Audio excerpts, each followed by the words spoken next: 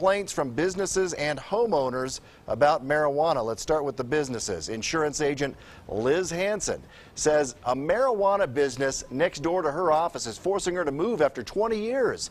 She says loud music and the smell of pot is making it impossible to do business next to the 420 Speakeasy. That's a marijuana club in Colorado Springs that opened last month. I actually voted to legalize marijuana because the rules are so lax on the medical marijuana anyway that it seemed like the next step, and I figured live and let live. If that's what they want to do, that's fine. But I never in a million years thought that this would affect me personally or my own business. The owner of the 420 Speakeasy says no one has brought any complaints to them, and he now plans to expand into the soon-to-be vacant insurance office. And now to the other big issue that's cropping up, a new one here. Property management companies say more and more renters are asking for homes where marijuana can be smoked or grown.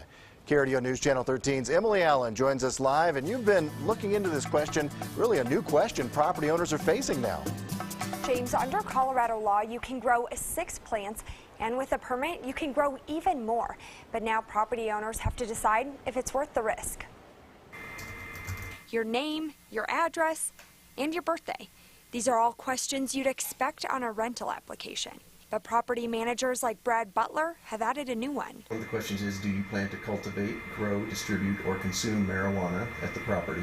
Turns out, it's a popular question. I had more inquiries on every property than I've ever had before from people asking point blank if we would allow a grow operation. But Butler says a lot of his property owners are hesitant. Generally speaking, I think there's just so much unknown about it that most owners are not willing to take that risk. And growing green can cost a lot of green. A grow operation can be mold's best friend. When you mix moisture, heat, and food, which is the building materials, you're naturally going to get some type of growth there.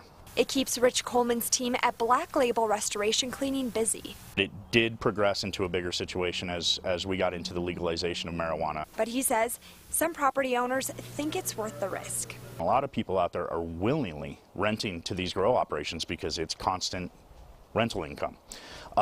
And it has come about in the last few years that they're getting a better ventilation system going on inside the property so that they don't have to deal with the mold at the end. So it's ultimately up to property owners to decide if allowing this crop is worth the cash. This property manager says he gets about a dozen phone calls for every rental property he has on the market, and he says at least 2 of those ask about marijuana.